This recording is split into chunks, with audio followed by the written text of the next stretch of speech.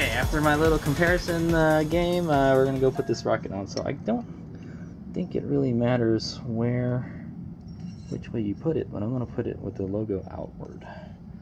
And I'll just slip right in like so. I tried to clean the hub up as good as I could, and then we'll just put the nuts back on. All right, so as you can see, it's quite precision craftsmanship. Look at that. No slop at all. The only reason it's moving a little bit is because of the cush drive hub. So we're gonna go ahead and put these nuts back on. Now, like I said, you should probably, when you replace these sprockets, you should probably replace the nuts too at the same time. Okay, so so here it is. I got my handy dandy. I don't know. I'm touching. I don't want to get super dirty, but I got my handy dandy KLR650 manuals from the early 90s. See, the stock chain has a DID also. Here, T2 Tango 2 is 24 foot-pounds, so that's what we got to tighten them down to. So I'm gonna go ahead and get my torque wrench out, get that ready, and then for a little bit of insurance, because like I said, those things like to back out sometimes, and that would be bad if they all just backed out. I'm gonna go get some of this stuff, this kind of purple locking compound, and we're gonna go put it on the threads. It's not like the red Loctite, you know. You're not gonna have that much trouble taking it off if you have to take it off again. So what we're gonna do is a little dab. Oh, too much. Great. Have to clean that up. Came out quite easily. Make sure you clean that up a little. Again, have my pretty looking sprocket all nasty with the locking compound. Ah, I got it all dirty already. I know, right? Holy damn it. It was all pretty looking and now it's not. Okay, I think let's do this again. Yeah, if you just dab it on the top, it'll dribble down to the rest of the thing. Okay, so that should be good. And then we'll go kind of tighten it by hand a little bit.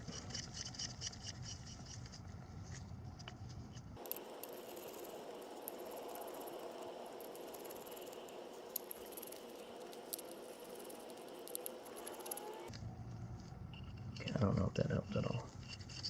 These may be locking nuts, I'm not sure. But alright. So meow. I'm gonna go tighten a little bit with this. So what we'll do is we'll go like across. We'll do kind of like a star pattern sort of. Okay. I'll kind of hold the wheel with my knees. Spin. Now it's kind of sort of tightened. And then we're gonna go set our torque wrench to 24 foot-pounds and maybe like 26 foot-pounds, or even 30. Yeah. Alright, let's go for 28. 28 set on the torque wrench, as I don't know how super accurate my torque wrench is, so it's probably better to just have a little more. You know? So we'll just kind of slowly tighten it in a star pattern. Kind of hold it down with my leg. This is hard doing while filming.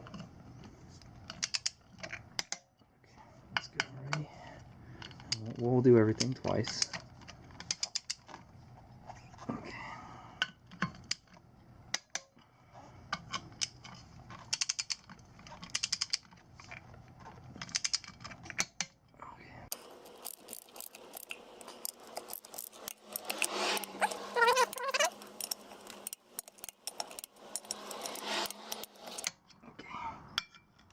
I think I missed one. Yeah, I missed one right here. Way to go, Omega. Totally missed one. But when you tighten some of them might get loose too, because maybe the sprocket's not like totally flat on there. So okay, now I just gotta make sure. So I gotta remember where it says Super Sprox on the left is where I stopped. So this is what to do.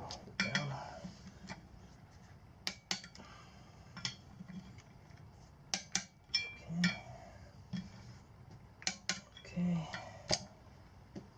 Okay, so remember, not a lot of torque, only 30 foot-pounds. I'm guessing because that hub is made out of aluminum. It's actually 24 foot-pounds, but I just said like, it'll be okay to add a couple extra. Okay, so that should be good. It's installed. So now, let me go clean this up a little bit. Let's clean some of that crud off of there. What I might want to do is just dab a little bit of locking compound on there.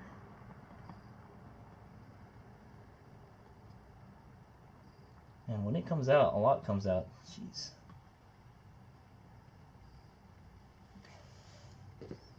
And maybe you might want to spread that around.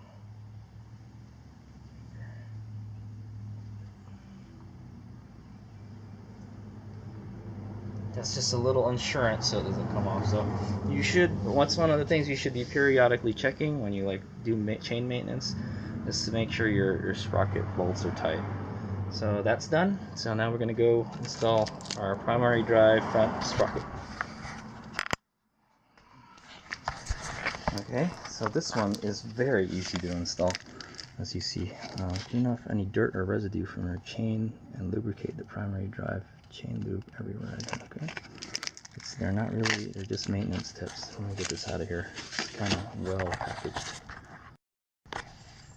Okay, so there it is. Quite nice. What I might do before we put it on, since we got some kind of room. Okay, since we kind of got some easier access to it since the sprocket's not on there, I'm gonna go clean off all this crud on the chain thingy here. The swing arm. This looks like I might need to be changed soon. It's still okay as long as there's like no hole in it. It's okay. But boy, is it dirty. It's just gonna get dirty again too. So.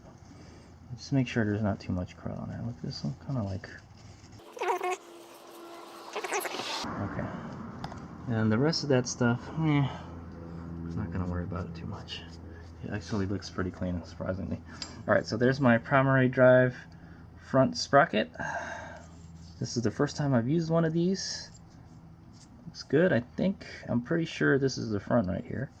So just put that on there, and it should slip right in. And then you put the plate in. Don't be a dum-dum like Hades. I may need to buy a new one of these retaining plates, but for now, this will work. And then, so once you get it in there, try to get it, pick the closest, get it as close as you can to the threads on the sprocket. Push it in and then rotate it a little bit. And then that should keep it in there. And then go ahead and put these back. Wait a minute, that's not the right one. You put these back. I don't think I'm going to put any Loctite on this. These normally don't come out on their own. So I don't think they do. It's not screwing in. It's kind of weird.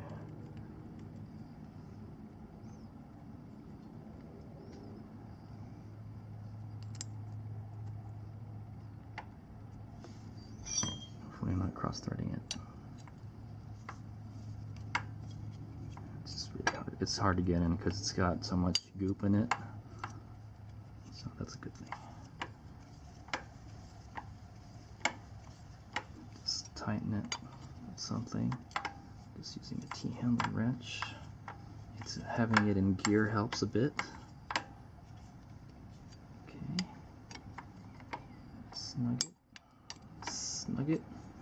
I don't think that'll come off. Even though I forced it off, it looks okay still. So the little plate is 87 inch-pounds. Alright, just snug it, man. I'm not even gonna bother torquing that. That's 87 inch-pounds. Like, what's 87? That's like 6 foot-pounds or something. It's less than 10 foot-pounds. That's why it's an inch-pound. So just go ahead and just snug it. A little bit there. A little bit there. Should be good.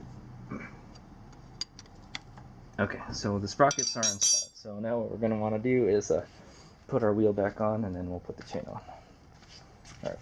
Okay, so We're gonna go put the wheel back on. I had a hell of a time getting it back on because it kept on getting stuck on the freaking. This would be a good time to check your brake pads out too. You'd be surprised how much your brake pads wear out, even though you don't really use them that much. I don't use a rear brake a lot, so what we're gonna do is I'm gonna add some grease to the sprocket here. I'm gonna sprocket the axle. Yeah, the KLR has a really long axle. It's longer than the DRs. Just a little. It already has some on there, so I'm actually not too worried about it. Okay, so I'll just stick it in there. Hopefully everything lines up. Okay, so I'm gonna get it all lined up. Alright, I'm not gonna get this part on video, but it's just this game of like getting the wheel on the freaking sprocket lined up, and then we gotta loosen the adjustment nuts because it's obvious it's gonna be too tight. Okay, so I got the wheel back on there. I did not tighten it. It's just on there loosely. So like all that extra lube just wound up just coming out anyways on this end. So I gotta wipe that all out. And then what we gotta do next is so I got the wheel on there. Like I said, now is a good time to check your check to see how your pads are. Go in there and look at it. Just kind of look, see.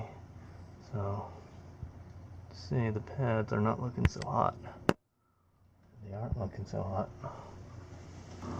Yeah, there's like a millimeter left or something. Yeah. So it looks like Hayes Omega's gonna have to change his brake pads in a bit. I think it'll be fine for a little while. It looks like there's like a millimeter or two. Yeah, so the best thing to do would be to just pull it off. If you think the calipers are low, pull the caliper off, and then just like measure it with a caliper. I might want to do that later, but I'm not going to do that right now. It looks like it's okay right now. It's not like totally low. So what I'm going to do next is I'm going to replace these vacuum caps here. So the reason I keep these vacuum caps on here is so I don't lose the tightening hardware. So once these nuts come out all the way, if these nuts were to come out all the way, you're going to lose the whole plate here, and then you're going to be screwed. And that's what happened to me last time when I went to LA, so that's why I keep these there. That's a little trick I learned. It's for the KLR. The KLR, I did it on my Impulse because it has sort of the same, it's kind of the same setup dealy as the KLR, but this one, if everything falls out, because you know the KLR likes to vibrate itself to death, and if all the nuts fall out, then this whole plate comes out with it, this one right here, and everything will come out, and then like, yeah, you won't be able to tighten the chain anymore. Is what's going to happen, because you won't have that plate anymore, or you won't have the nuts either. So yeah, so if that does happen, make sure you don't loosen your axle, or else you'll lose the alignment. So that'll be bad, or you're gonna have to like eyeball it when you do it. So yeah, so go ahead and do that, and then we gotta, I believe it's a 12 millimeter. Yep. Okay. So what you're gonna have to do, what we're gonna do is we're gonna loosen it, is what we're gonna do. So when you loosen this, what happens? It puts slack on this, and it pushes the wheel forward. It makes it looser. So whenever you're tightening a chain, I know for pretty much all the motorcycles I worked on, whenever you tighten the adjuster, it tightens the chain. When you loosen the adjuster, it loosens the chain. So what we're doing is we're loosening it right now. So we probably want to loosen it most of the way.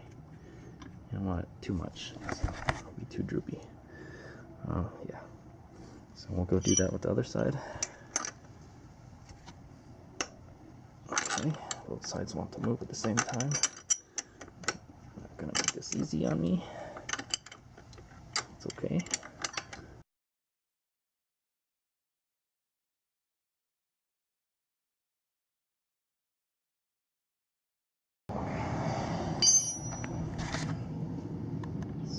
should be okay. And then just go ahead and push. Well, if it won't move, you gotta loosen this more. Push the wheel in to take up that slack. It's being very stubborn right now.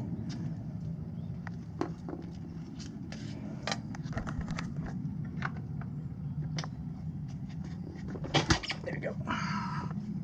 There, and then there shouldn't be much slack anymore. So there, the wheel is like pretty much forward. So now it's gonna rub on more shit. So and I just shortened my wheelbase. My bike should handle better. It's probably really stable now because it's wider.